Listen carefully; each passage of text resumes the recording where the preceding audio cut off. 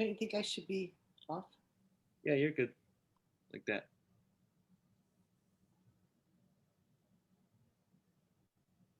Hello, everybody. Welcome as you're coming in. We'll give people another minute or so to join, and then we will get going.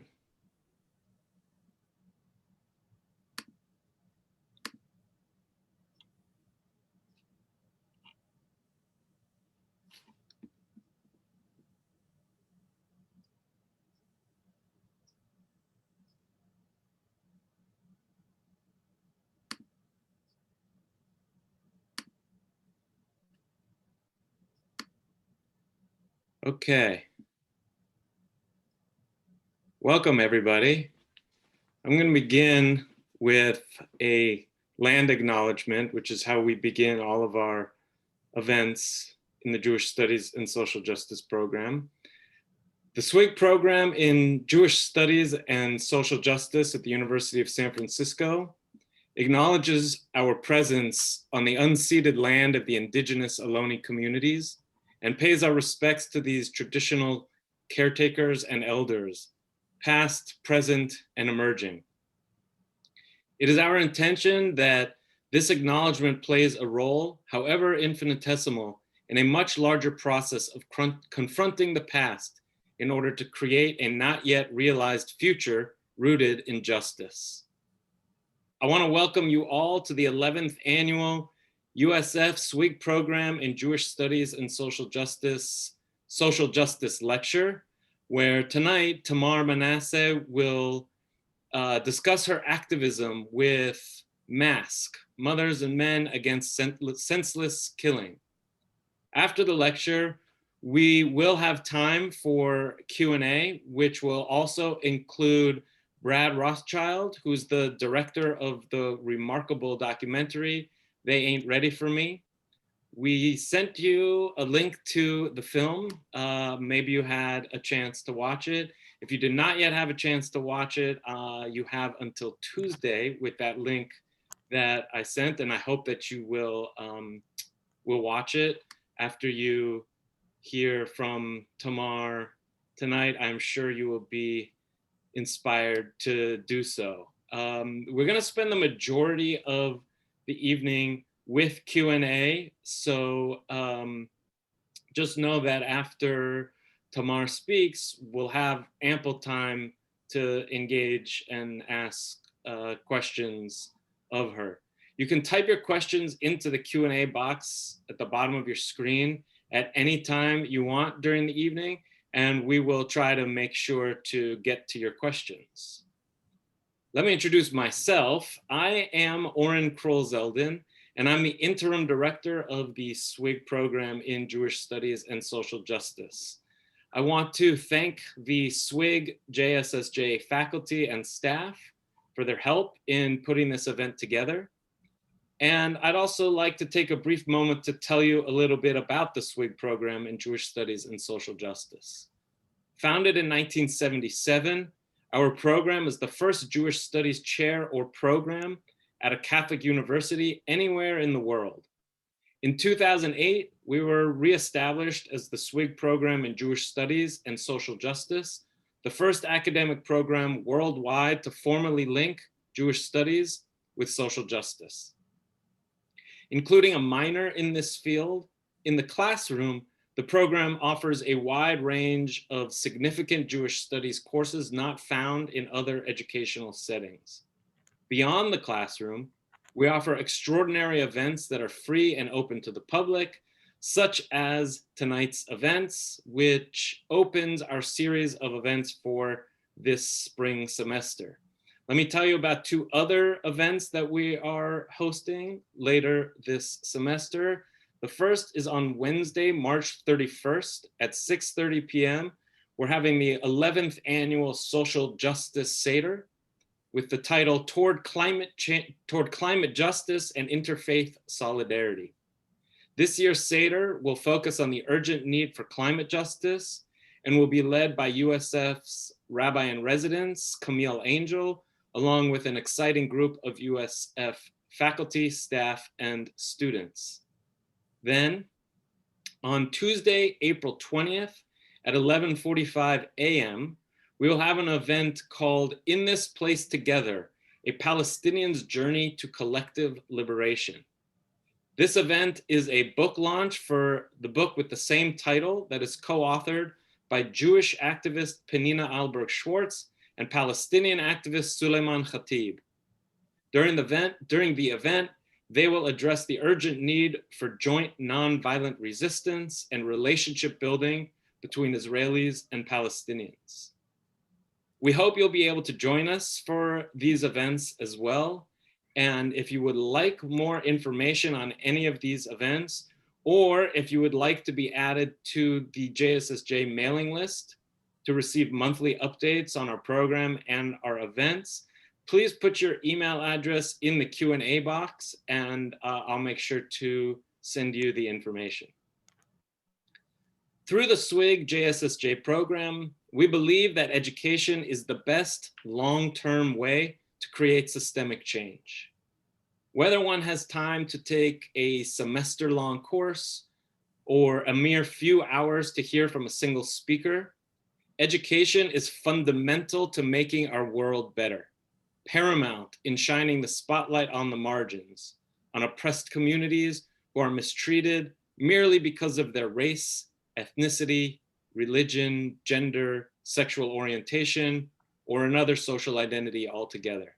So we thank you for being here tonight. Now, I would like to formally introduce tonight's speaker. Tamar Manasseh is going to speak to us tonight.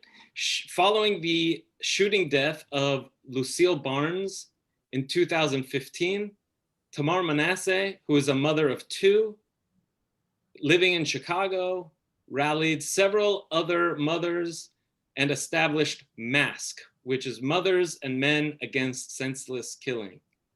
In the summer of 2015, Manasseh and other parents in the community took to their local corner daily to let everyone know that they're watching. MASK's purpose is to put eyes on the streets, to interrupt violence and crime, and teach children to grow up as friends rather than as enemies. MASK's primary mission is to build stronger communities through a focus on violence prevention, food insecurity, and housing. Additionally, MASK partners to ensure that community members have access to necessary city services, opportunities for education, and professional skills growth, and economic development. Manasseh has also helped launch MASK initiatives in other Chicago neighborhoods, as well as cities throughout the nation, including Evansville, Indiana, Staten Island, New York, and Memphis, Tennessee. Tamar Manasseh is a social justice organizer par excellence, and we are very grateful to have you join us here tonight. So please, Tamar, welcome to USF. Hi, Oren. Hi, everybody out there. Thank you for having me. Oren, thank you so much for inviting me. I'm just going to say this very first things first. I'm very nervous because normally this is not necessarily what I do. I don't normally do lectures like this. Normally I do Q&As about the movie, or I do interviews and people ask questions, and that's what I do. So tonight is a little different for me. So I hope you guys are patient with me. So we're going to get through this together. So I'm going to start by telling you a story. Now, people always want to know, how am I Jewish? That's always what people want to know. And the thing about it is, it's not important how I'm Jewish. The only thing that's important is that I'm Jewish. That's it. Because being Black and being Jewish, it gives me superpowers that other people just don't have. So I have the ability to see things that other people only read about in newspapers. They only see on the evening news, but I live it every day. But I also have this ability, I have this understanding that when you notice that there's something wrong in the world, you're supposed to fix it. It's your job to fix it. It's your job to at least try to fix it. It's about tikkun olam. It's about repairing the world. It's about what Rabbi Tarfon said about, The work isn't yours to finish, but neither can you desist from it either. You have to do your part. So growing up in Chicago, of course, Chicago is like many other major cities. It's a tale of two cities. It's the poor Chicago and it's the rich Chicago. It's the north side and it's the south side. It's the people, the neighborhoods that feel protected by police versus the neighborhoods full of people that the police protect the people who feel protected from. And so I grew up in that part of Chicago, but I went to Jewish day school every day. So my neighborhood was probably and still is one of the poorest in the country, but I went to Jewish day school. And my mother had to pay tuition. My whole family chipped in and helped out, but it was important for them to do that, so they did it. So I think that the story for me to tell you is a mix of those two things. It's the person that made me, and it is the way that I go about tackling problems because I am that person. So I'll start out when I I grew up going to Jewish day school, and I was one of the only Black kids there. And it was in a neighborhood where there weren't a lot of Black people. It was one of the most affluent neighborhoods in the city of Chicago. It was near just on the campus of the University of Chicago, very affluent. And I remember Yom HaShoah every year. And I remember hearing over and over again every year the words of Reverend Neem Allah. And he said, first they came for the communists, but I did not speak out because I wasn't a communist. Then they came for the socialists, but I didn't speak out because I wasn't a socialist. Then they came for the trade unionists. Nope, didn't speak out because I wasn't a trade unionist. Then they came for the Jews, and I didn't speak out because I was a Jew. But then they came for me, and there was no one left to speak up for me. And those words rang out more true than ever when my son was 13. We were in a tailor shop, and we were getting his suit cut in July for his bar mitzvah. And on the news, there was a story, and there were two young boys who were about his age. Maybe one was a year older, but they were pretty much the same age, who had been murdered on the west side of Chicago. And I just remember thinking, while I'm picking out a suit, while my son is getting his suit cut for his bar mitzvah, it's two mothers that look just like me somewhere who used to have sons before today. And they're buying suits. This might be the last suit their sons ever wear. It will be. They're gone. But I'm standing here and I get to keep my son. And I get to experience the simcha with him. I get to go to his bar mitzvah. I get to do all of these things that I planned for since literally the day he was born. And I thought, that is such a shame. That's terrible. I feel sorry for those mothers. But I moved on with my day because that was on the west side. That didn't have anything to do with me. And plus, we were Jewish, and my son was a good Jewish boy. So then, a couple years later, there was a boy that was murdered across the street from where we lived, which was at that time a block away from the Chicago home of Barack Obama. Once again, didn't know this kid, even though it's across the street, but that didn't have anything to do with me. And I'm sure he wasn't Jewish, so you know how that goes. But then one day I left my house and I was going to the manicurist, and she has this policy where when you're late, it's a $10 fee. And so I never, ever, ever want to pay that extra $10. So I will blow lights. I will do anything I can do to keep from paying that $10 fee. This one day I get to an intersection 3 blocks from my house, and there is a body underneath the sheet in the middle of the street. And the police are rerouting traffic around this body in the street. And violence occurs all the time in Chicago in the summer. But I thought, why today? Why, when I'm on my way to the manicurist, does this have to happen? So now I'm going to be late and I'm going to have to pay $10. So I get to the manicurist, I sit down and I'm explaining to her what happened. And my daughter calls. And when my daughter calls, my daughter is crying. And my daughter says, Mommy, they killed my friend.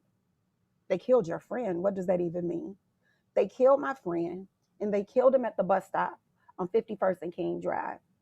And he waits with me every day when I go to work at the bus stop. And it dawned on me that the body that was underneath that sheet in the street that I was upset about being inconvenienced for was her friend. But what was even more frightening is that my daughter didn't go to work that day because she wasn't feeling well. And that boy was murdered at the bus stop. And all I could think about was, what if there were two bodies in the street, two bodies underneath sheets, and one of those was my daughter? And I was ticked off because my daughter being murdered made me late going to the manicurist. That's all I could think about. And it wasn't that I had became so jaded like so many other people in Chicago and around the country who hear about violence in Chicago. It was the fact that, wow, that could have been my daughter. That is a sarat, that is a leprosy, that is a disease that's in my house now. So now it's not the West Side, it's not across the street, it's in my house. This is my daughter. My daughter has friends who are being murdered. My daughter could have very well been there. And now it's not everybody's problem, it's my problem now. And so she says, Mommy, you have to do something to stop this. Now, how does one mother in Chicago of all places, stop gun violence? I had no idea, but I knew that if my daughter asked me to try, if my daughter came to me and said, you have to do this, then I had to at least try, because my daughter showed me at that moment, she believed in the power of the mother. Even if I didn't believe in it myself, my daughter believed in it. And for me, it was like, well, what can I do? How do I do this? But I knew that, oh no, it's coming for me. It's here. It's here. And if I don't do something about it, it's going to get one of my kids. And so it became my mission in life to figure out, how do I stop this? What do I do? How do I understand it? Because anything that I can actually understand, I can fix. And so there had to be a way for me to understand this, because literally for me, this became a matter of life and death. Because it wasn't something I could walk away from anymore. It wasn't something I could gloss over. It wasn't something that I can say, hey, you know what? That doesn't have anything to do with us. We don't live there, or we're Jewish. No, Black kids were getting killed. And my kids, even though they were Jewish, still Black. And I knew that eventually, what was going to save me? There was nothing different for me about me, between me and all these other mothers. There was nothing different. So, nope, I had to do something, because I knew that I was never a mother that was strong enough to be the mother sitting on the front row. I could never get that phone call that so many mothers in this city have dreaded getting, that have gotten. So many of my own friends have gotten. I could never be that mom. My grandmother got that call. I could never be that mother. I could never do that. So I would give up anything. That means my weekends, that means my weekdays, that means anything. I would give up anything to save my kids, and that's what I did. So I had to get creative. How do you stop this? How do you understand what's going on? Well, I can't understand what's going on if I'm just watching television. If I'm watching the news and reading the paper, I'm not going to get the story there. I can't understand what's going on if I'm sitting behind my desk at work. I can't understand it there. I can't understand it sitting in my living room looking out of my window. I can't get it there. I have to be where it's happening in order to understand it. So I was trying to figure out how I could get close to this. So around that time, Tu B'Shvat came. And Tu B'Shvat is New Year's for trees. And it comes normally in the springtime, early spring, sometimes February, something like that. And I can remember growing up being one of those kids who planted trees in Israel every year. So I look forward to it, because you planted a tree in honor of a birth, or in honor of a grandparent who passed away, or some other sort of life event. And I planted trees every year for different reasons. And I've never been to Israel. And honestly, I don't know if I'll ever get there, but I know I have trees there. So I've always been very happy about that. But the thing was, I remember thinking of how good it made me feel when I was 10 and my grandmother died, and I was able to plant a tree in Israel for her. I can think of how good it felt when my youngest cousin was born, and I was able to plant a tree in Israel in honor of his birth. I can remember how good that made me feel. So what I did was I created a project called the ABLE Project. And what the ABLE project was, it was the very first mask project that we actually did because I needed to understand why this was happening. And so the idea was Chicago experiences all of these murders every year. And it's kind of like nobody remembers them. They're not important. The only thing that ever lets the world know that a life was lost in this spot is teddy bears and liquor bottles and candles being left on the side of the street or in a park or wherever the murder happened. That was it. So the thing for me was, how do we create a lasting memorial? Something more concrete than that. Something that the city is not going to roll up and put into a garbage truck and go dump somewhere. How do we do something like what I did as a kid? So I decided that we were going to plant trees in places where kids had been murdered, where people had died from gun violence. So we were going to plant these trees on this spot, and these trees were going to be special. They were going to be Crimson Kings, which meant these trees were going to grow red leaves because it had to be. It was called the Abel Project because it's kind of like it goes. Abel's blood, your brother's blood cries out from the earth. And so this was kind of like the blood of your brother who was murdered here is crying out from the earth. So in all of these spots where you see these red trees, that means somebody was murdered there. Somebody lost their life there. So we started doing this project. So there were families who ordered trees, who wanted trees. You could have it on the spot where your loved one was murdered, or you could have it at a grandparent's house or in front of their elementary school or in their favorite park, anywhere. And so most families chose to have it in their kids' favorite places because I can understand the scenes of murders can be hard to visit. But these families, we did a very Jewish kind of ceremony. We allowed the families to actually put the trees in the ground and actually put the dirt on top of the tree bulb and do that. We allowed them to do that, to take part in actually putting this tree, this living thing, into the earth. And the idea was these trees will outlive the parents whose children didn't outlive them.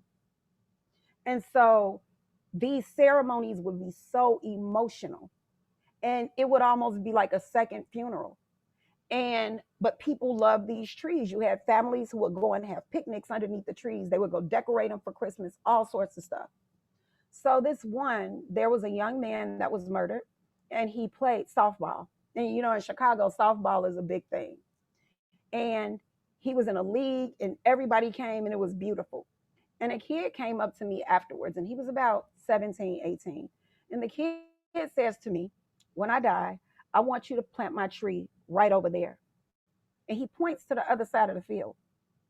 And he's serious about it. That's where I want my tree. And I'm thinking, you're like a baby. What do you mean?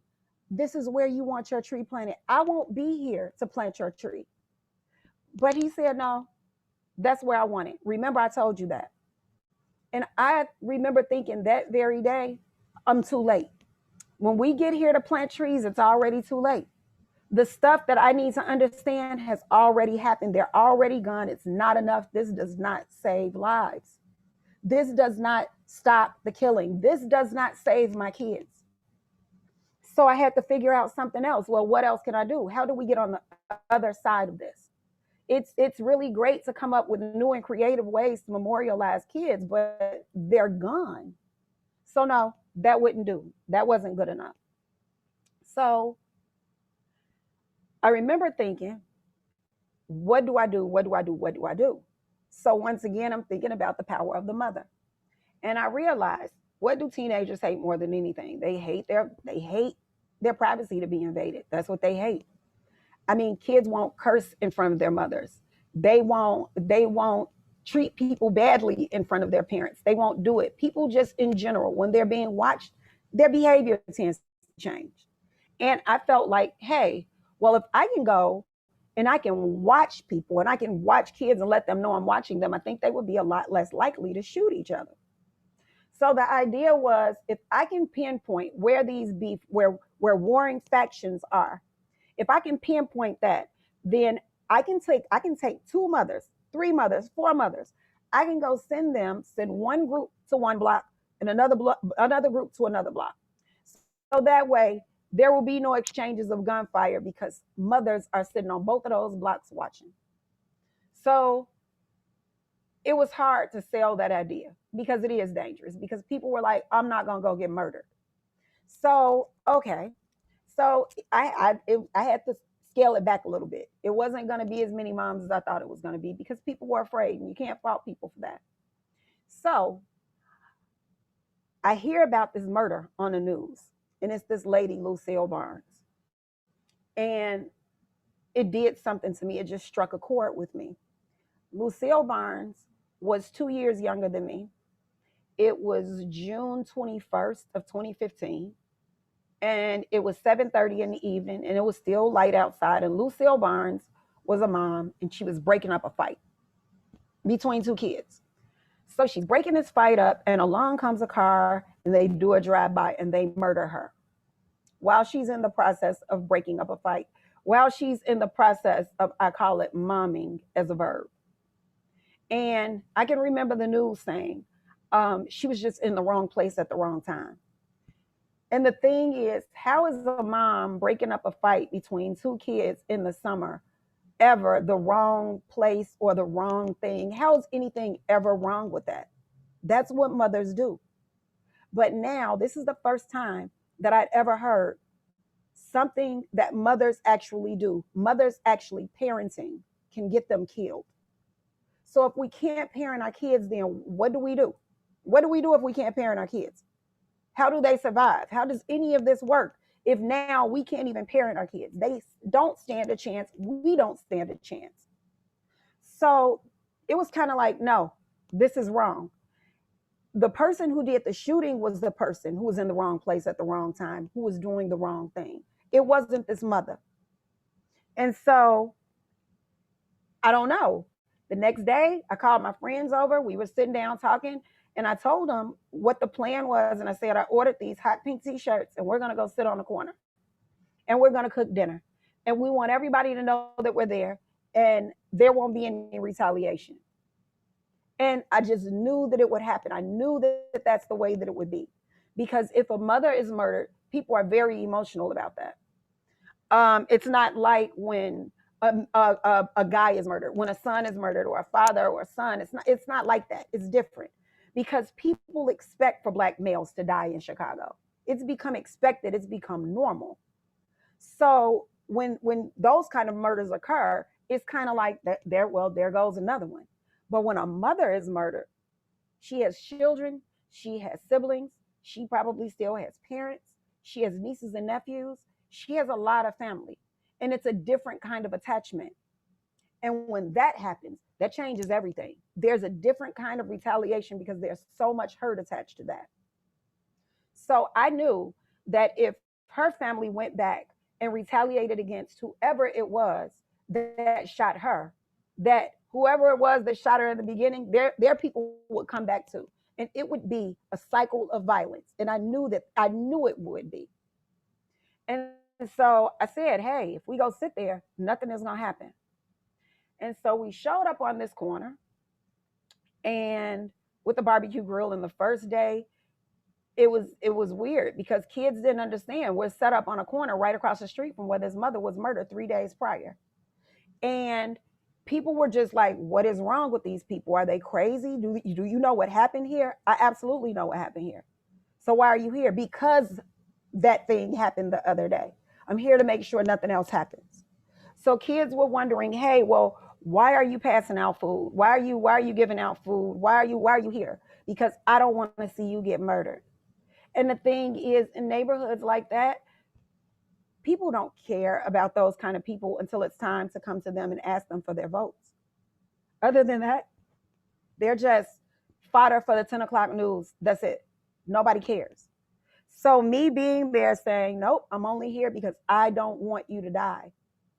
So I love you enough to risk my life sitting here to make sure you don't lose your life.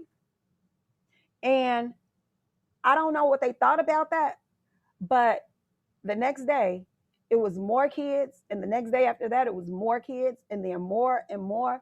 And then every day, it's like all of the kids in the neighborhood were just there to eat dinner and to hang out and to be around this group of moms because you know what? It was safe because they understood what I understood. Nobody's going to shoot you with this many mothers sitting outside. And at that point, we had made the news. It was all over the news. And it was kind of like, oh my goodness, this is crazy. These mothers are sitting outside and, you know, somebody's going to get hurt. And there were men who came out and said, well, no, we have to come and protect you. We need to come sit with you. There were people who were coming from everywhere because they were saying, no, we stand with you. We want to come and sit with you. I'll bring my own lawn chair and I'm going to bring my guitar and I'm going to do this and I'm going to do that. And we're going to hang out with you. And so what ended up happening is every night the crowd kept getting bigger and bigger and it kept getting more and more and more diverse. But what also happened was there were no shootings. There were no fights. There were no arguments. There was no violence of any kind on that corner. And there was no violence of any kind on that corner because there were so many other people on it. There was so much other energy on it and so many people bringing their stories and bringing their ideas and bringing just energy from all different places. And they'd never seen that on that corner. As a matter of fact, you don't see that really anywhere on the South Side because people are normally too afraid to come to blocks like that. And when white Jews started coming from suburbs and other parts of the city, those kids didn't normally see. The only time you see white people there is if they're the police or if they're teachers or something like that. But just somebody coming to hang out, that doesn't happen. But the thing was, it turned out that we created something that not only that community needed, but the broader community. The city needed something to rally around like that. The city needed something to bring people together like that, to create a much larger sense of community, something that transcended race, it transcended geographical boundaries, it transcended all of that. It was just bigger than that. And we were able to create that on that corner. And so while we're stopping violence and while we're sitting there, you know what we realized? We realized that there are no stores here. There are no supermarkets here. There's no fresh food here anywhere. We realized that there are teenagers sleeping in cars and sleeping in hallways of their friends' buildings because their parents won't let them come sleep indoors. We realized that we have teenagers who can't read or write. We realize all of these other things. We realize that nobody has any job skills. We realize all of these other things, and you hear about the whole broken window complex, this whole idea about broken windows, but these are broken lives. And the thing is, some of these kids are still old enough. If they had the attention and they had the help to get their lives back on track, then we could do that. And then I learned when we started to address those different issues, things changed. Violence went away. And it went away because you had kids who were getting job training. You had kids who were getting GEDs. You had kids who were actually coming out every day and hanging out with other kids and not afraid of being bullied and stuff like that. You had kids sitting down with tutors learning how to read. We had psychologists. We had grief counselors. We had people, they didn't even know that they were talking to psychologists and social workers, but they were. We were getting these kids the help that they needed that the city doesn't provide. And it changed everything. And so it became very clear to me that the problem was never the gun violence. The problem was all of the different components that conspired to create the gun violence.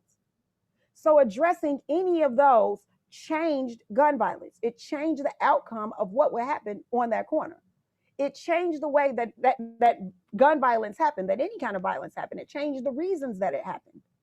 It changed the frequency. It changed everything. And so I had all of these people helping with this. And so I remember on a Yom Kippur, I was at Temple and it was a very warm day in October. And I wasn't even supposed to be on the block that day. And, oh, I'm sorry, let me go back a little bit. So after that, we were there 7 days a week for the entire summer. So until last year, when we started to be out all year round, 365 days a year, we were out 7 days a week for the entire summer that summer and every summer after for the next 5 years. from the first day of CPS summer break until Labor Day, which is normally the day before CPS kids go back to school. But we cooked dinner 7 days a week, every single night. So when we got to October, when we got to Yom Kippur, I remember bringing the barbecue grill out, and um, kids got out of school and they were so shocked because what are you doing here? You're not supposed to be here. Well, it's Yom Kippur and it's a nice day, and I came to hang out with you. But it's a mitzvah to feed others when you're not eating. And so I remember I'm cooking dinner, we're feeding these kids, and one of the kids said, well, why aren't you eating? And I said, well, I'm not eating today, I'm fasting. And he said, well, what do you mean? You're too skinny to be on a diet. I said, no, I'm not dieting, I'm fasting. So I had to explain what I was fasting about, why I was fasting. So I went through Yom Kippur and I went through this whole idea of making teshuvah and returning. And this whole idea of being forgiven and being judged every year and being inscribed in the book of life. I went through all of these things. And this was a really deep concept for these kids because these are kids who've experienced so much death and so much violence that they felt like they were beyond redemption. And the souls of the ones that they'd lost, those were just gone forever. There was no more connection with those people. There were no more connection with their loved ones. It was over. And just the idea that that's not true, it blew them away. And so they started saying, well, you know what? I'm going to fast with you until it's time for you to eat. I'm not going to eat. And so we were fasting together, and we've done that every year since. And the thing is, when my friends, when other Jews who don't look like me come from other areas and they come and do these things with us, because it ballooned. After Yom Kippur, then there was Sukkot. And Sukkot is the holiday that everybody loves. It's a big party and we have a great time and everybody loves that. And then there's Passover. So these kids, these people in this neighborhood, they aren't Jewish, but they know all about everything that I do. They understand it. They've embraced it. They don't judge it. They're a part of it. They rejoice. They celebrate with me. They lament with us on Tisha B'Av. They do all of these things. And it's kind of like people come from all over the city. Jews come from all over the city to have these kind of interactions with people in these neighborhoods and neighborhoods like this. They come from all over to share these holidays, these joyous occasions, these not so joyous occasions with these other people. And you know what's ended up happening? There's no anti-Semitism on that corner. That does not exist. That doesn't exist. And another thing that doesn't really exist there, racism. Because you got to conquer that before you come down there. And so the people on the block aren't saying, oh, you know, Jews are this and Jews are that. No, nope. They're my friends. I know these people. They actually have developed real relationships with Jews that don't look like me. They've actually been able to do that. And so it's kind of like, this is very unique. You don't see this everywhere. And so it's kind of like, I really liked to see those kind of interactions. And I learned that, like I said in the beginning, it's not how I'm Jewish. It's the fact that I am Jewish that's important. Because I realized then that I am the bridge, that Jews want to have a relationship with the Black community, like the one that Dr. King and Rabbi Heschel created during the Civil Rights Movement. And they remember that time with nostalgia, and everybody kind of wants to go back to that. It's just nobody knows how to get to it. And the beautiful thing about this is I figured it out. I know how to get to it. I know how to build those bridges. And I understand very clearly that the road to the bridge that needs to be built, it doesn't go above, it doesn't go beneath, it doesn't go around, it goes through Black Jews. Because there has to be a relationship that the Ashkenazi Jewish community, that the broader Jewish community has with the Black Jewish community before the Jewish community can actually have a relationship with the Black community. Because Black Jews still live amongst Black people. And if you can't have a relationship with Black Jews, you can't have a relationship with Black people.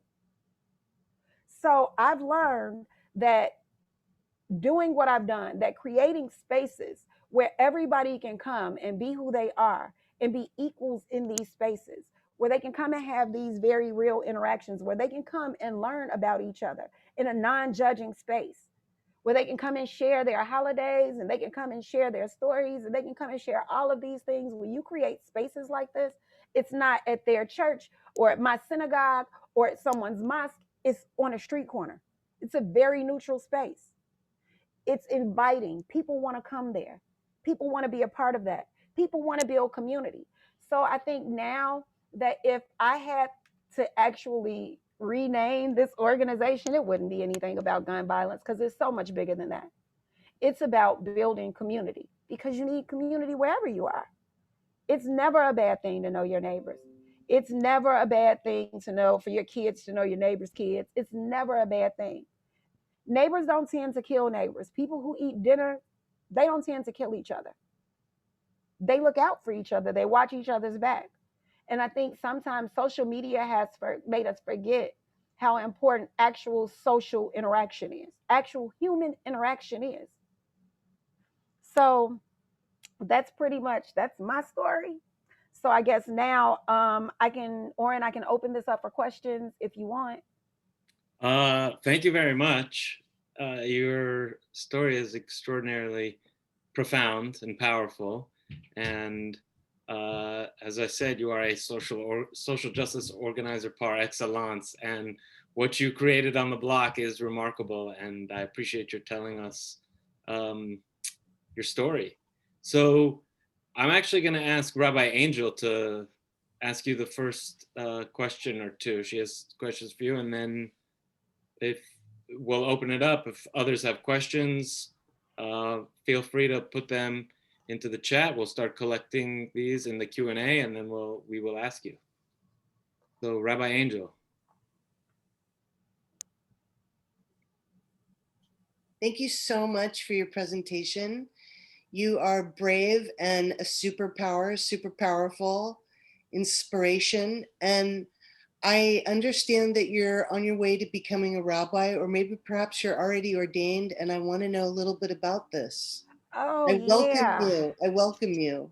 Thank you, sister. Now, I actually started my quest to actually become a rabbi over 15 years ago. I took my last course in the academy 8 years ago. And the only reason I still have not received smicha is because I'm a woman, is because my community doesn't ordain women yet. However, since the movie came out, and yes, guys, there's a movie. I hope you all watched it. If you haven't already watched it, that's your homework tonight. Go watch the movie. But I have actually been offered smicha. And so I was supposed to be ordained December 12th, but COVID had other ideas and it shut everything down, including my smicha. That's what happened. So I think it's kind of like at this point for me, I'm okay with that. It's delayed, no longer denied. That's all. Well, it is only delayed in terms of the COVID, because you're already our teacher and our leader and our social justice action figure. I want to, I also, you're first in your community, and I know something about breaking the ceiling, so to speak. And so I'm wondering if you can tell us a little bit more about what you'll be doing in your community as a rabbi. How will anything change? It won't. It will not change at all. I just might get a bigger piece of chicken at Oneg and a better parking space. But other than that, like, nope, the work doesn't change. I've been doing this for a long time. I've been training to be a rabbi literally my entire life, my whole life. Even before I had a daughter who excelled at Hebrew studies and competed in this prestigious competition, and I wanted to be a role model for her. Before all of that, this is who I was. I was born to do exactly what I do right now. And no recognition from a body of people, other people who God created, can make me any more or any less than what God has already made me. I've been a rabbi for a very, very long time. It's just the world is finally starting to catch up with it. That's about it. Awesome.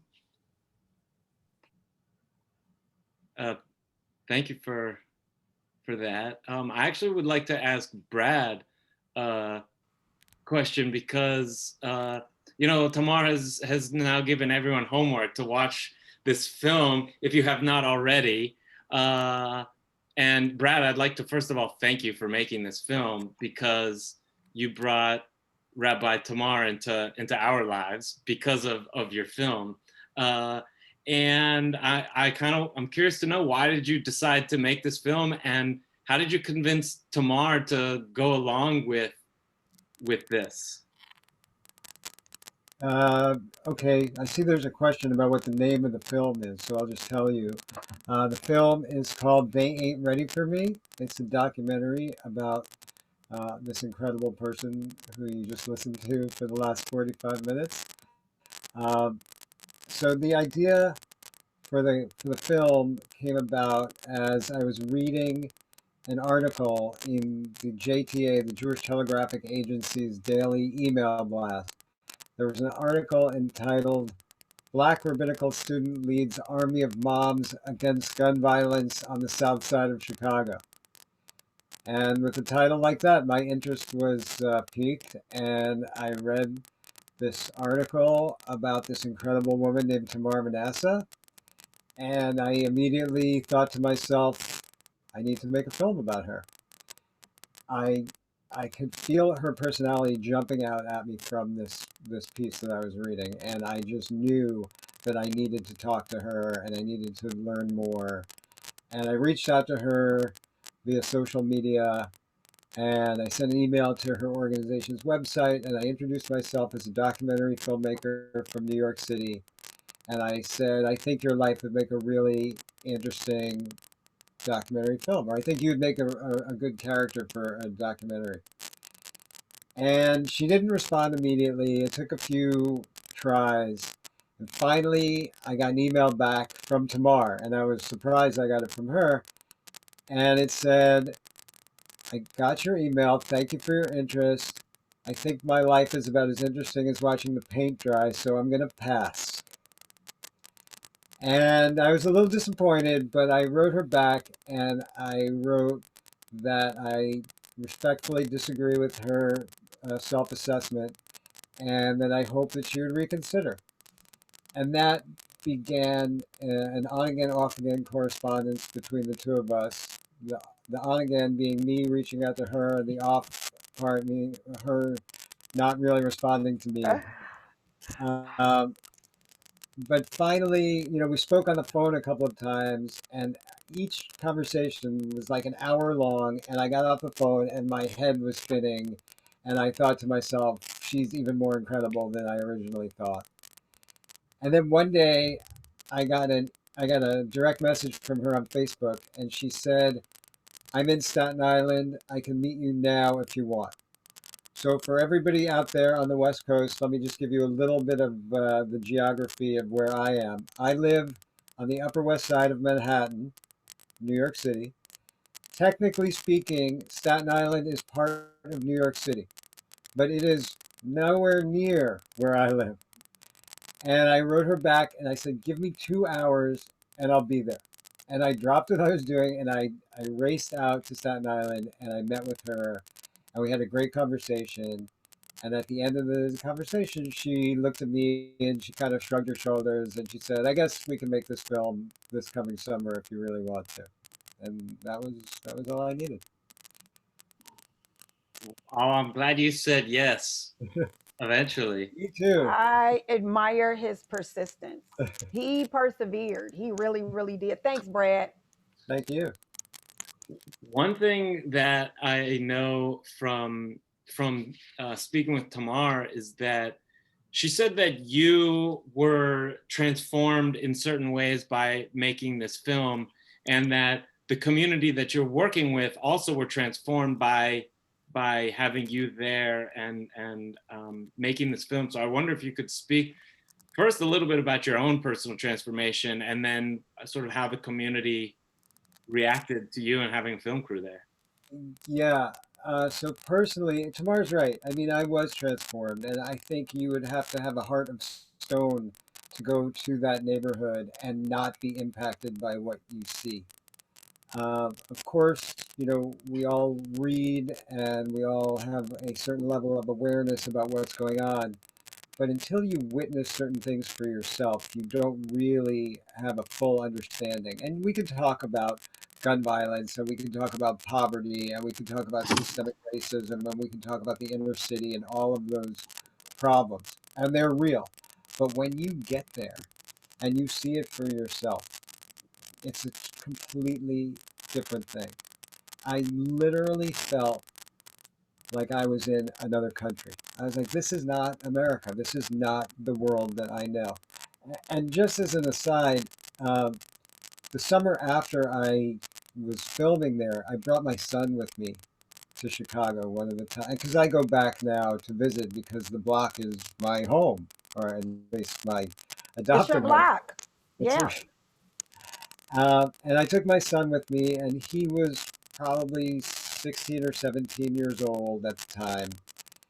And we were following Tamar's car to the block. We actually drove from New York to Chicago. And when we were driving behind Tamar's car, my son looked at me and he said, "This is so much worse than how you described it." And he was shaken. I mean, he couldn't, again, the things that I felt, he felt too. And of course, he's a lot younger than I am.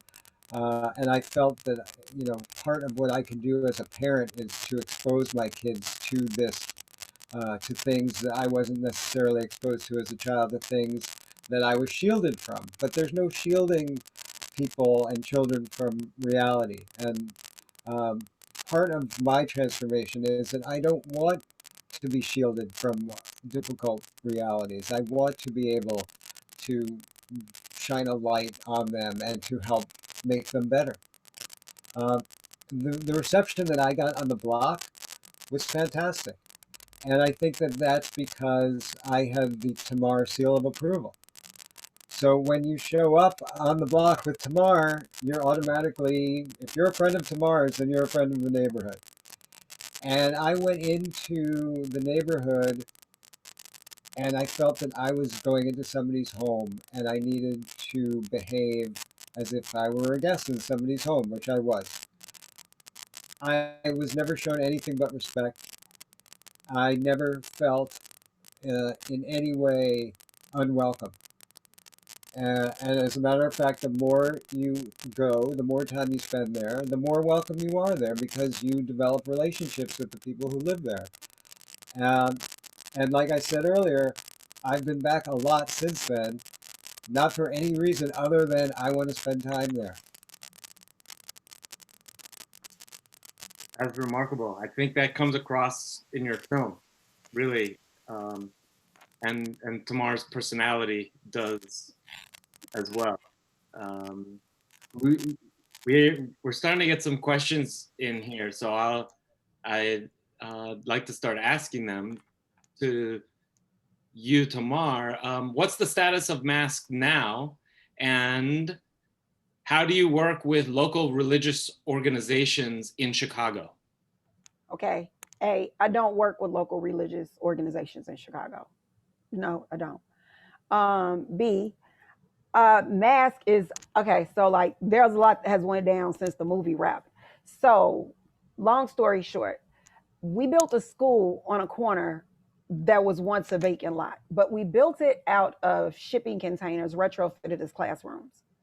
So first, what happened here in Chicago is that they closed down all of the public high schools in the one of the worst neighborhoods in the city, in our neighborhood. So there are no public high schools open there anymore.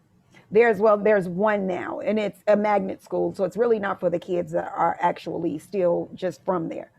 So the issue became when all of these schools closed, it wasn't kids dropping out. It became what happens to the kids who never actually start high school. Because there were so many eighth graders who didn't want to go into other neighborhoods because, I mean, if you go, the nearest high school outside of our neighborhood is about 3 miles away. And if you're going 3 miles away, you're going through at least 5 or 6 different gang territories.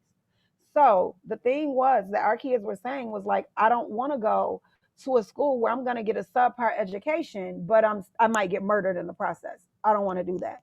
So they just opted to not go to school at all. And so I'm not clear exactly what the city thought about that or anybody else, but it was, I mean, unconscionable. Like it was horrifying for me to imagine all of these kids just outside doing nothing. They aren't old enough to get jobs. They don't even know how to fill out a resume. They don't even know how to spell resume. So what are they going to do with their lives? So the thing for us is if the kids are not in school, we're outside on that block. But in Chicago, of course, I mean, the weather is brutal here in the winter. So it's not like you can sit out on a corner in January. I mean, you can, of course, but I mean, like you wouldn't want to do that. So the idea was, what do we create that will give us some indoor space? It'll give us, we can actually be out here in the winter and we can still be a resource for these kids. And so we went through a lot of different ideas, but I am a famous insomniac. I hardly ever sleep. And I really, really like HGTV a lot. So I was watching HGTV and I wasn't asleep. 3 o'clock in the morning, I see, no, it's DIY channel. I see Tiny House Nation. And so somebody is building a house out of shipping containers. So I figured, well, if they can build a house out of shipping containers, why can't we build our own school? And that is pretty much how that came to be. So next thing you know, we're building a trade school. We're building a facility where we can help young people get life skills and get their GEDs and get stuff like that on that corner. And COVID happens. So when COVID happens, now this is a whole nother thing. Nobody saw this coming. Game change. So the neighborhood that we're in, it's a neighborhood full of essential workers and not the very well paid essential workers either. These are like the Uber Eats drivers and the Instacart shoppers and the people who stock the shelves at the supermarkets and the grocery stores. And these are all people who are faced with the dilemma of, do I leave my kids at home? Do I just lose my job? Because now childcare used to be school every day, but now your kids don't go to school. So you're faced with, you might have to actually leave your 5-year-old and your 6-year-old in the care of your 9-year-old. That's just not a choice that any parent should have to make. So we figured that we would help the community out by opening up our school instead of it being a trade school and a school for young adults and teenagers. We opened it for the elementary school kids in the neighborhood and turned it into an e-learning pod.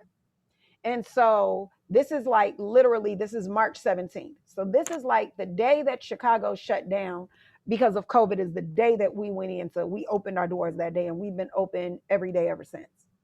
So we have kids there who do e-learning every day.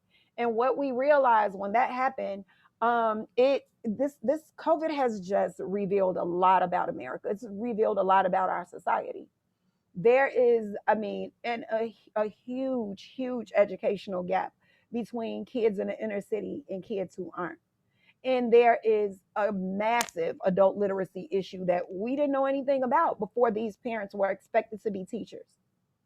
And so now we have to work on, how do we confront these issues? How do we deal with these issues now? So what we're doing now, we have kids in our classroom every day, but we also have an online component called Study Buddies that we created, where kids can actually get remote tutoring. We have tutors signed up from all over the world. And all parents have to do is go in and sign their kids up for a tutor. And their kids get remote tutoring every day. They get tutoring as often as they need it. So we can make sure that they don't fall behind in their classwork. And for some of them, so we can make sure that they catch up to where they're supposed to be. And some of the kids now are starting to exceed grade level. And so we've seen a lot of progress with the kids being, in our classrooms, because it's the class size, it's 8 kids and it's 3 teachers, as opposed to 1 teacher to 30 kids in a classroom, in a CPS classroom. So it's a little bit different. And so the thing about that, kids are even going back, CPS is going back to school now. They're back in session. They're going back into the classroom. And none of the parents who have had their kids in our pod since March want to send their kids back. So it's so interesting to me that now we still have all these kids, and other parents are debating whether or not they're going to send their kids back. And these parents have said absolutely not, because of the education that they get in this space. So I really love what Mask has turned into. The fact that we're expanding into other cities, the fact that we do get to be this bridge between the Jewish communities and other communities and in different cities that we go to, and the way that we're actually able to affect education going forward in America.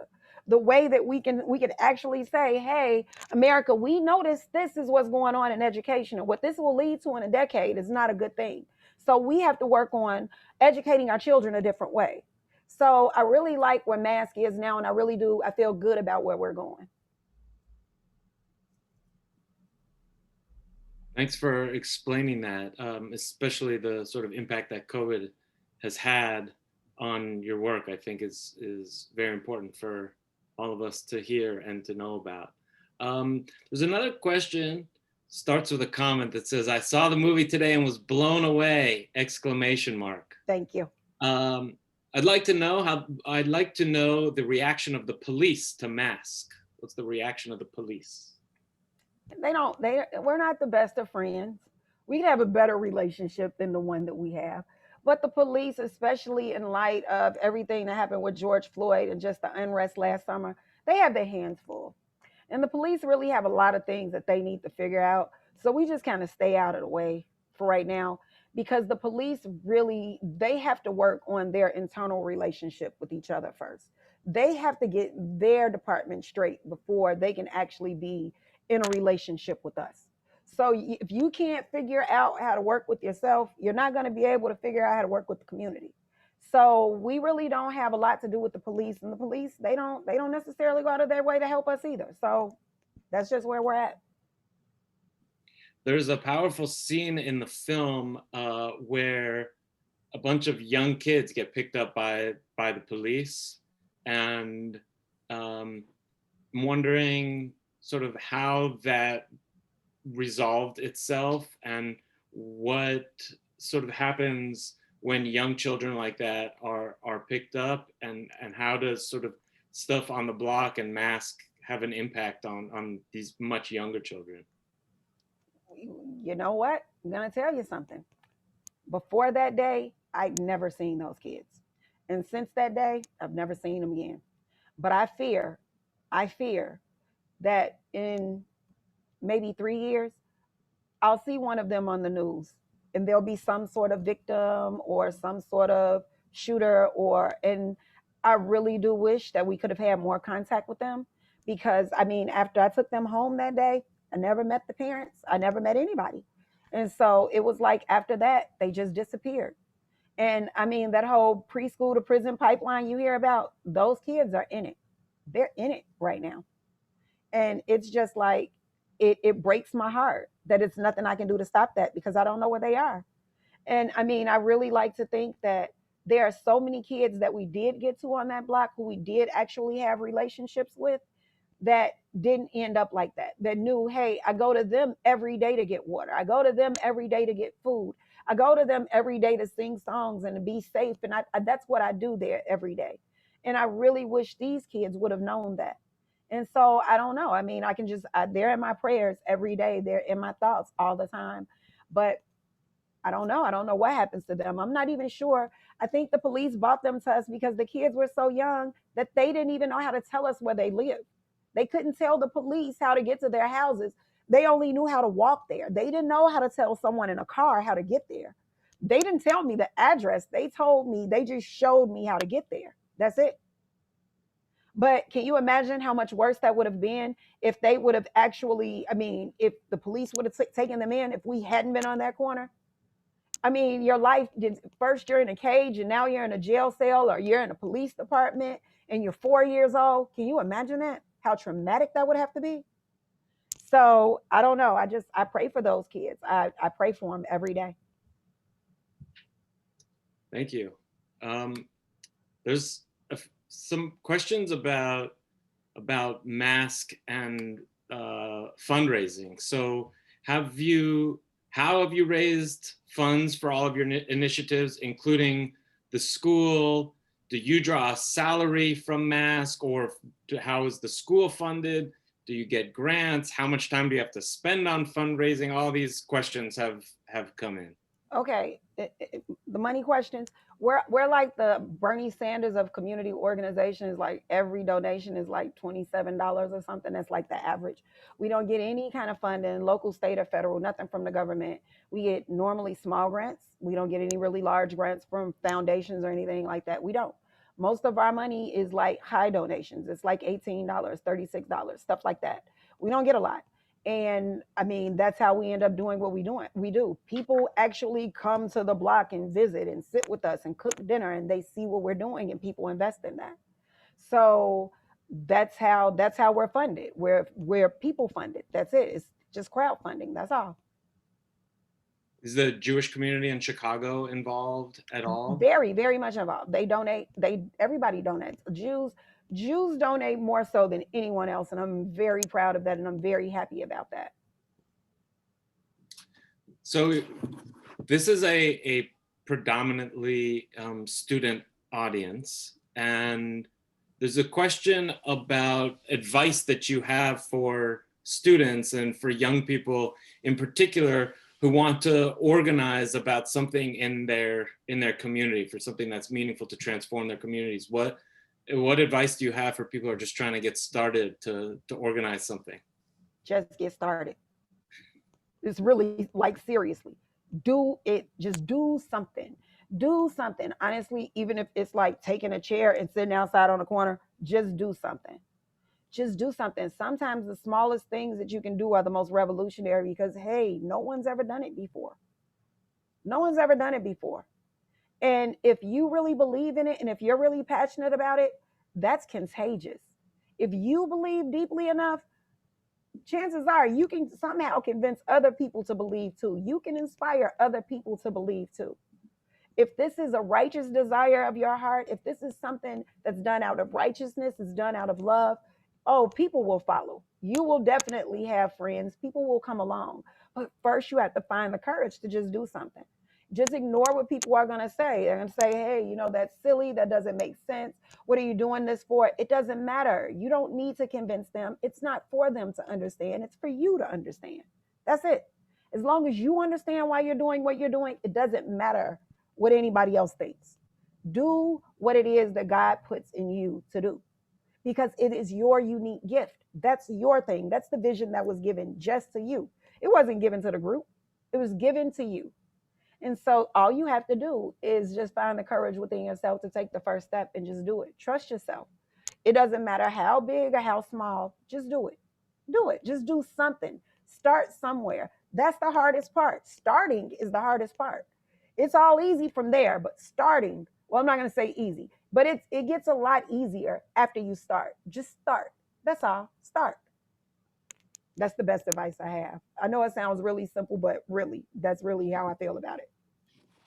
I think it's great advice, especially sort of, you were mentioning earlier that it's not what Rabbi Tarfon said, and for not necessarily everyone knows this is something, a saying from the Talmud, that it's not upon you to complete the task of working for justice, but nor are you free to desist from it.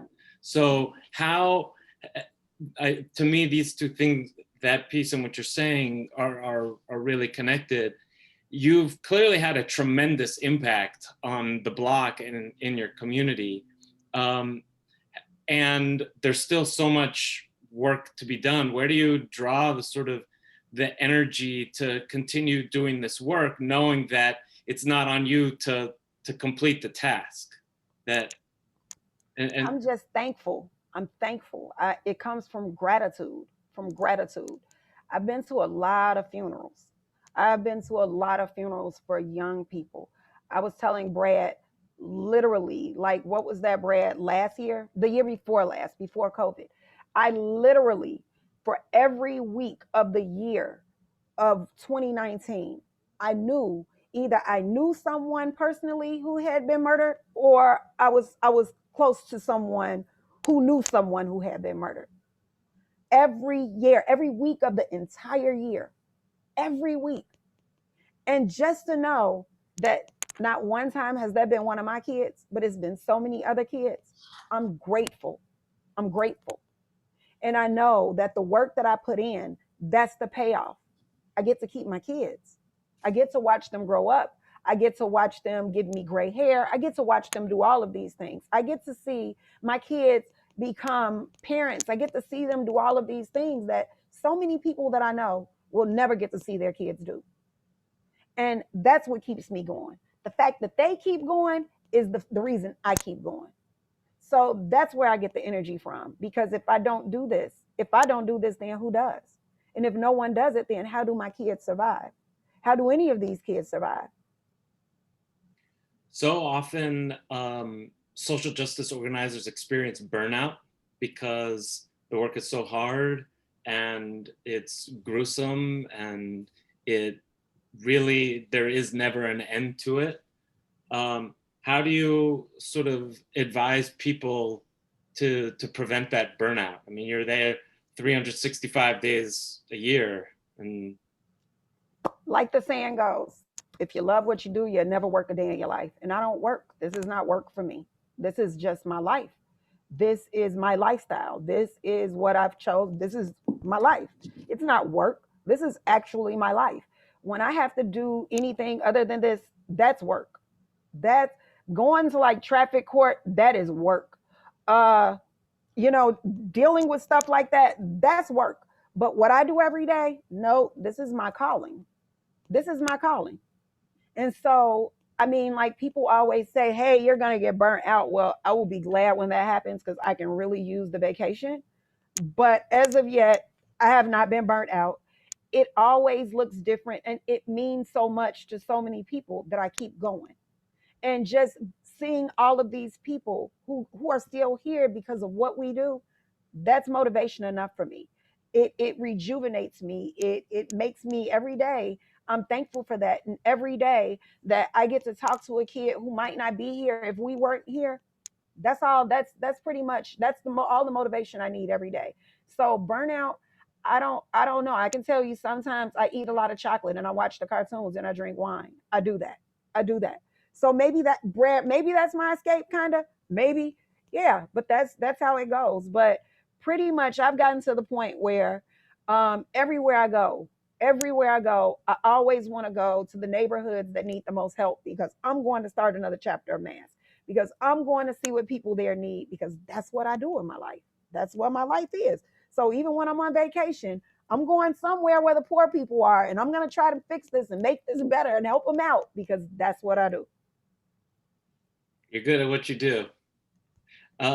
What impact have you seen on your own kids with the work that you do? Well, my son is amazing, and he's actually one of the best teachers we have in the school, like the best. And he's so important because he is the only male role model a lot of these kids have. And he's the most positive role model that they have, if they do have a male role model to begin with in their lives. So he feels like the work that he does is the work that Jews are supposed to do, that this is what he's supposed to do as a good Jew. This is something that God put in him to do. He knows how to do it. So this is his job. This is the task that was given to him. So I really love that he's so involved in it. And my daughter, she's involved too. When she's not at work, she's there. She's there helping out. She's there for giveaways. She's there to tutor. She's there to do this, do that. This is our family business now. Everybody's involved. My mom comes out. This is just what we do. Cousins, everybody. What are your plans for expansion of Mask? You're alluding to that in other neighborhoods of Chicago, across the country. How do you do that? Lots of expansion happening right now, especially with the movie. People see the movie, and the thing about us, we don't necessarily go into other cities and tell people we're going to come here and start a chapter of Mask. We have to be invited to do it, because we're not going to be there every day to run this chapter. We aren't going to be there to make it happen. You have to want to do this for your community. And so we get people reach out from all over the country for us to come and help them start chapters of Mask. And so right now we're expanding into the Deep South. So we'll be building another school in Memphis, and I'm super excited about that. And one right outside of Jackson, Mississippi, super excited about all of this. But what excites me the most about our expansion is that it's not just Mass expanding. like I said, whenever I go to any of these new places, I always try to connect with the Jewish community there, to connect the Black community and the Jewish community in whatever city I'm in, to actually give them real, actual relationships on the ground, like the ones that we see can be built in Chicago. Because if it can happen here in one of the most segregated cities in the country, it can literally happen anywhere. So I try, it's not just about math for me, it's a lot about bridge building as well. So I mean, if we're called, we go. That's how it works. One of the things that I garnered from the movie is that your ability to sort of build community based on your personality and your presence, and your sort of your magnetism. If you're not there, either on the block or in these other places, how does that challenge the sort of the concept of mask, and how does that change things? It doesn't, because the need is still there. The need still exists. My job is to teach you how to address the needs. That's it. Once I help you address the needs, and we can set up a mechanism whereby you can continuously, consistently address those needs and grow it, you don't need me there. You know, as long as people are getting help, as long as people are getting love, as long as the people are building community, they don't need me there. It's really great when I visit, but they don't need me there. They need each other because they share a community, they share a city. I'm not there. But if you can go and you can help people, help the people that are around them, that's all you need to do. That's all they need. So I'm not needed for that. People don't stop shooting people on the block in the winter or at night or whenever I'm not there just because of us. They do it because they change, because they value themselves differently, because they've actually seen their themselves through someone else's eyes. They see their humanity because someone else sees it. They see their value because someone else sees it. And I let them know that. And so when I go to all of these places, that's what I impart with all of these people. They start to see the value in each other. And so things change when that happens. So they don't necessarily need me. I'm just there as the spark, but I'm not the whole fire. Yeah, that's wonderful. There's another question about your kids. Do or did your kids go to Jewish schools as well? Yes, they did. They both went. Did that sort of have an impact on their desire to be part of this project, or it's more of a family business? Not really. Their Jewish school experience wasn't necessarily as positive as I think maybe mine was. I mean, this is still America, and there's a lot of racism in America. It's a lot going on. But I don't think that anything about Jewish day school is what inspired my kids to be Jews. That's just who we are. And they didn't learn that at a Jewish day school. They learned that they went to a Jewish day school because they were Jews. They didn't go to a Jewish day school to become Jews. That's not how that went. So this is just who they are. This is how they were raised. So, I mean, I don't think elementary school had a whole lot to do with who they are right now. I wanted them to get an education. They got that, and we're done with that. Okay, I'm going to read this question, so follow along here. How or what do you believe will be the most efficient way to implement bridge building between the two communities while acknowledging the internalized bias that one has for another, especially how Jews view the Black community? Conversations in neutral spaces, like on street corners, seriously. Not in a synagogue, not in a church, not in my house, not at your house, in an absolutely neutral space. And with a lot of honesty, and people, I mean, you got to really have a strong stomach to have an honest conversation about this, because there are expectations here, right? There's this idea that Jews can't be racist because they've been oppressed, and then there's an idea that Black people can't really be racist because we've been oppressed, and or we don't have biases because we've been so discriminated against. So we don't. No, that's just not true. We're all still Americans. We have to be very honest about the American disease called racism. It infects us all. And the thing is, Like if it really needs to be treated like an addiction. If this is not something that you know that you're infected with, that you are a victim of every day, that you have this disease, and every day you struggle to fight against it, and every day you acknowledge it's there, but you fight it every day, it's like any other disease. You have to fight it every day. And the thing is, everybody says, hey, no, I'm not like that. I'm not racist. I'm not racist. Wrong. We all are. We all are. But we all should be racist in recovery. We all should be fighting it every day, and we should be very honest about those biases, because the same people who love Black people, they don't have any Black neighbors. Or the same people who have no problem with anybody else, they don't have white neighbors. They don't hang out with Jews. They don't even know Jews. So it's kind of like we got to be very honest about what we think about each other.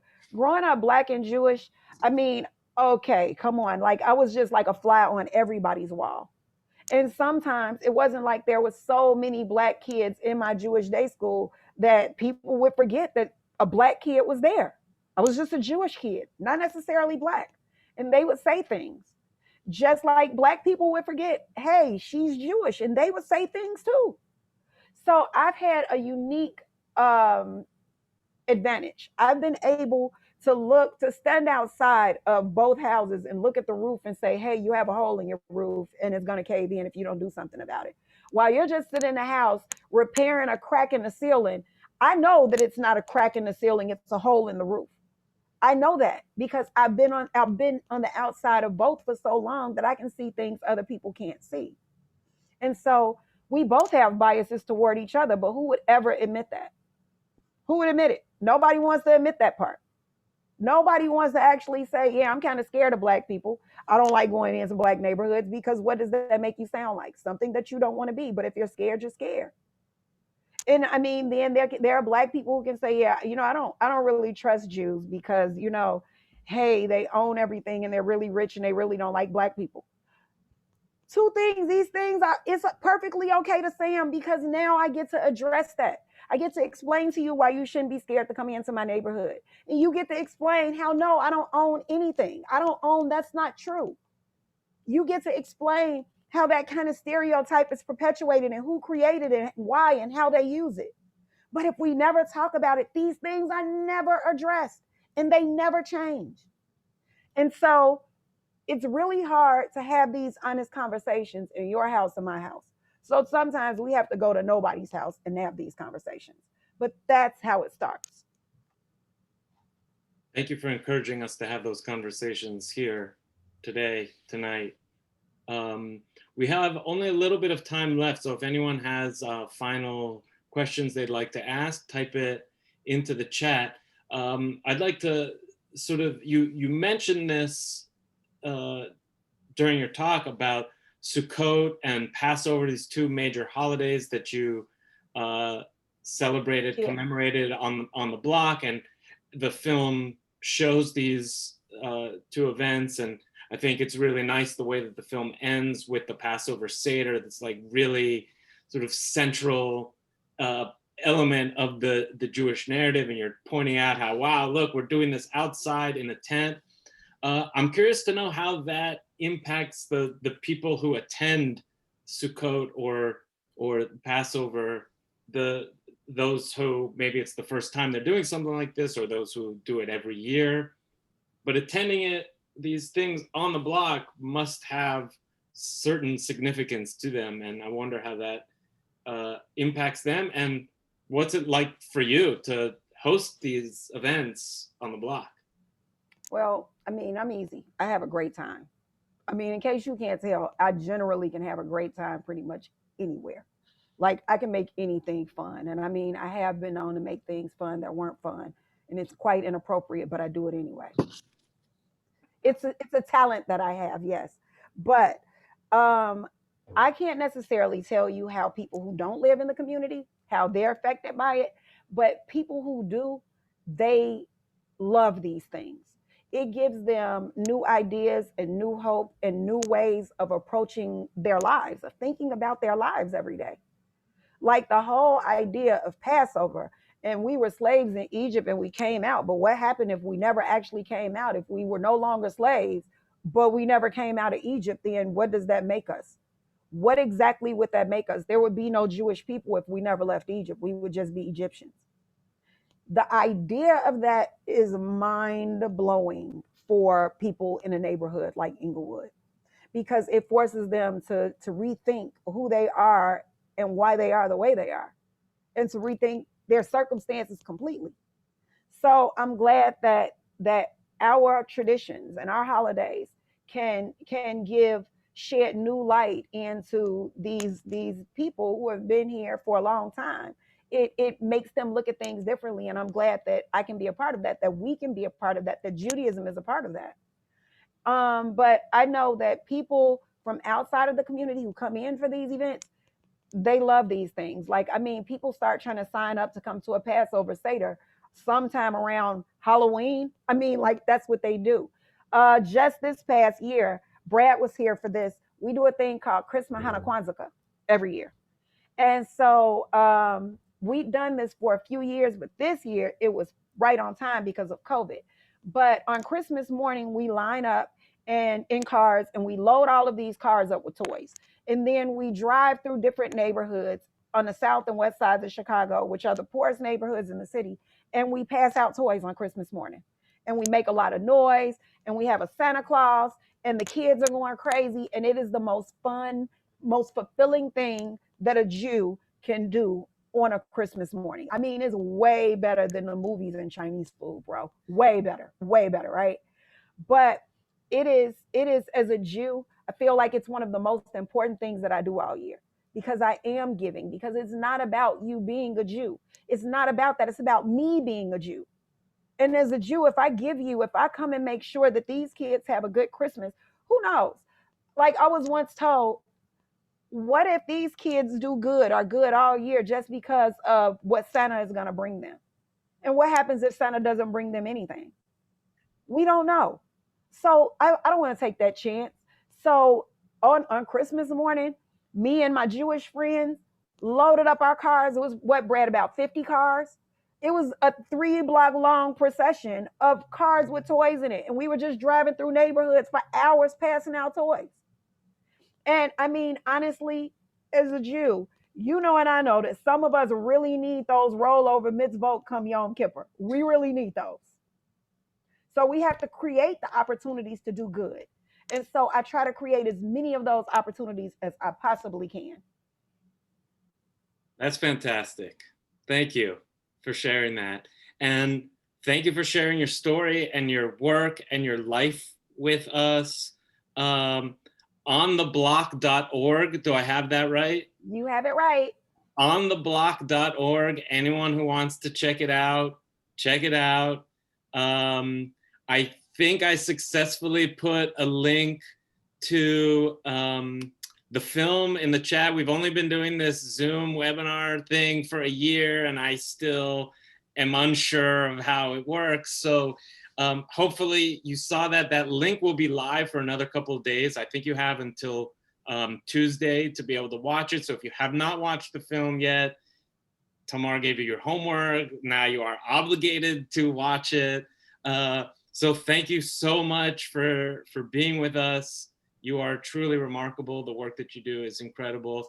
Brad, thank you for coming as well. And thank you for bringing this story to the world so that we can see it. We are extraordinarily grateful to you for that. And thank you to everyone for coming tonight, for spending some of your time with us. So thank you and goodbye, everybody. Thank you for having us, guys.